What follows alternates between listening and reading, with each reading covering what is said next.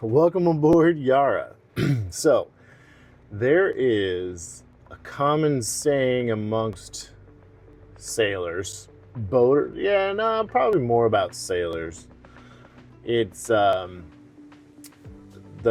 basic thing you need to do is keep the pointy part up and the water out.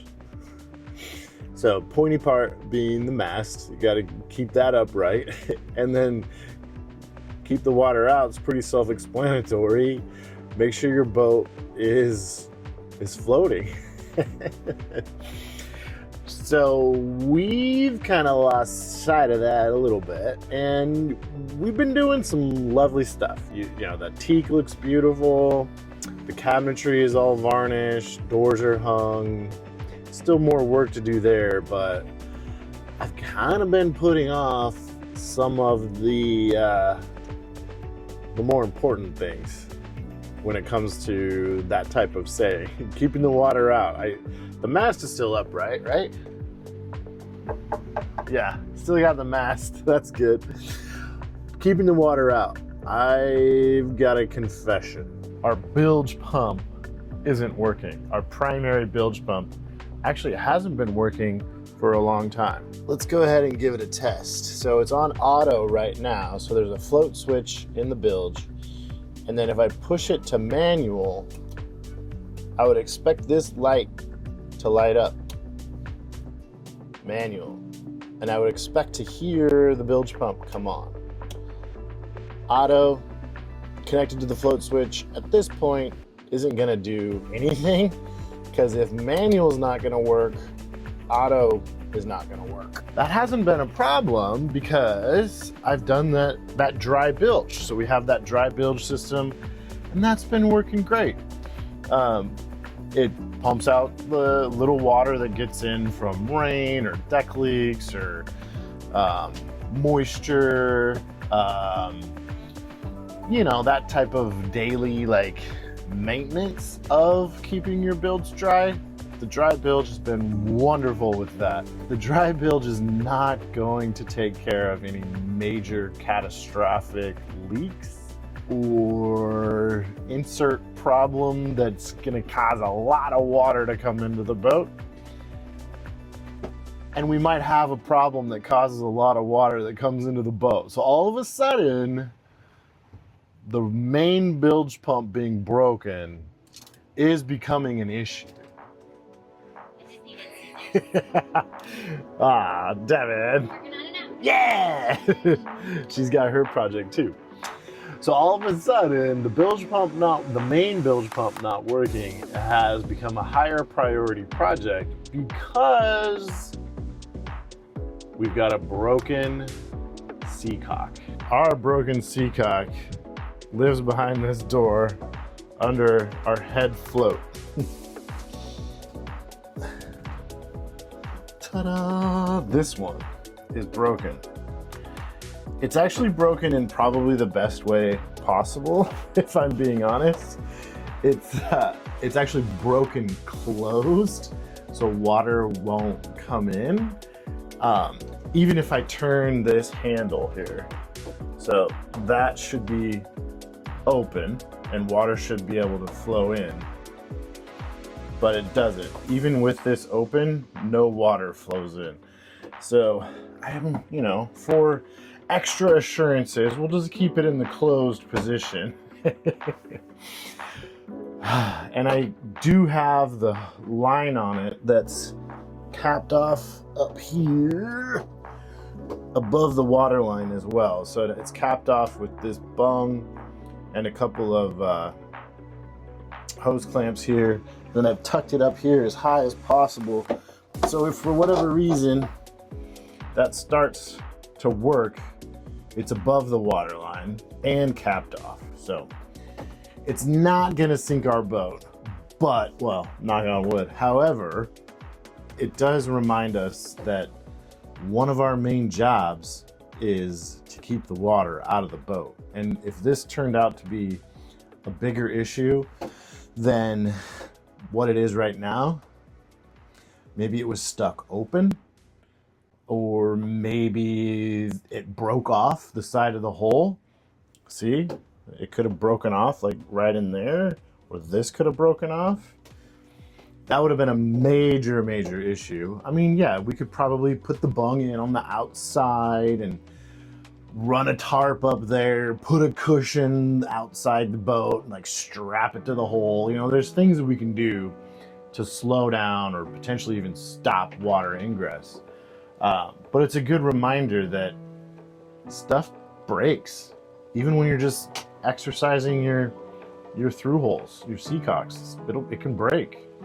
And these aren't even bronze. These are all we have the 4-spar Marlon seacocks. Nothing's forever on a boat. So it's a good reminder that we have to fix our Bilge. All right, so this is our electrical panel behind my work. So my day job, 9 to 5 or 7 to 8. My day job is right here. So big screen, laptop, full-size keyboard, mouse, and a comfy chair. But let's pull all that off to get to the electrical panel, fold that forward, and we'll kind of do some testing.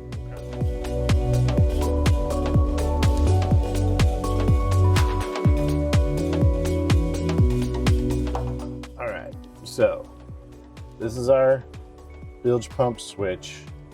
We already proved that auto to manual doesn't work and this doesn't light up, and we're not hearing anything coming from the actual bilge pump itself. So what's another obvious thing that we can test for that's right in front of our face right now? This fuse. So let's check this fuse. It's one of these barrel types and it is intact. I don't know if you guys will be able to see that, but let's see. Can you see that? There we go. See, it's intact. So we'll put that back in because clearly the fuse is fine. And then there's like no corrosion anywhere in here. So that all looks, this is all fine. There's no corrosion up in there. So our fuse is good.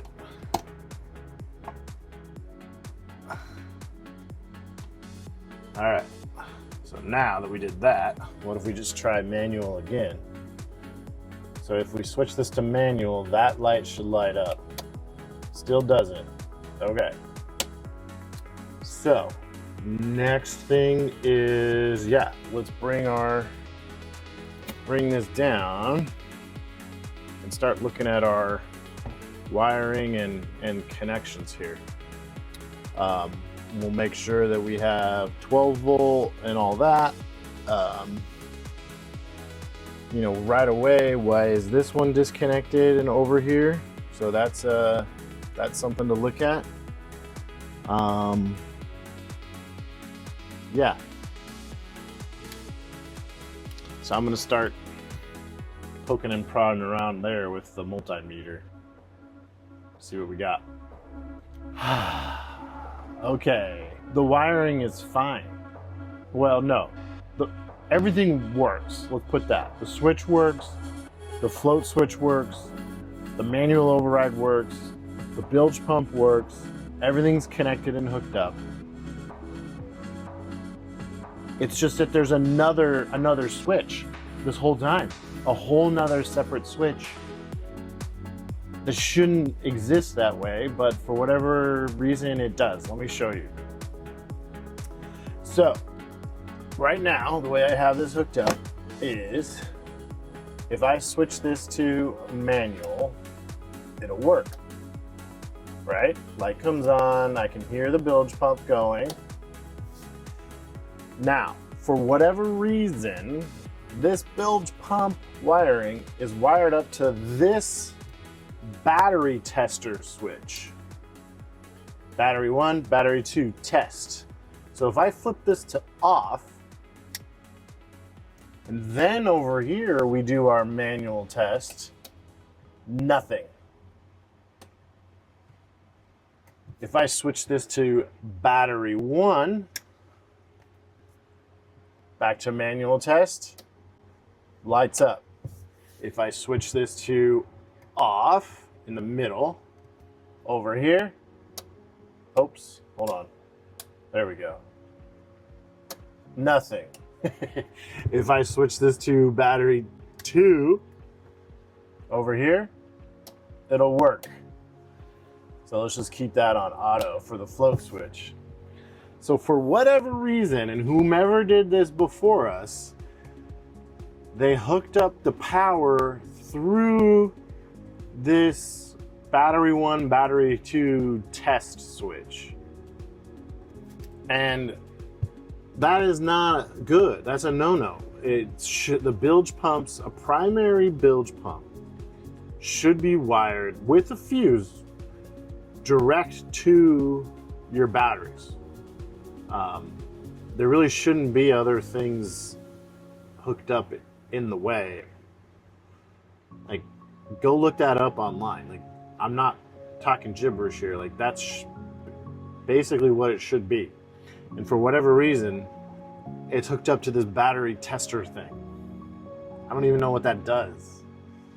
But we're gonna leave it like that because I'm short on time. But we're gonna add it to our list of future repairs to rewire this properly. But in the meantime, we know it works and our boat's not going to sink. Well, knock on wood, our boat, if it starts to sink, it won't sink as fast. Because we have the automatic main bilge pumps now working. We just gotta remember, we don't turn off that switch if we want the bilge pump over here to work. Who knew? But that's the way it goes. A lot of electrical gremlins on an old boat. To be honest, when we bought the boat from the original owner, he told us, he said, Matt and Devin, you're gonna have to rewire the boat. That's the main issue. And yeah, he's not wrong.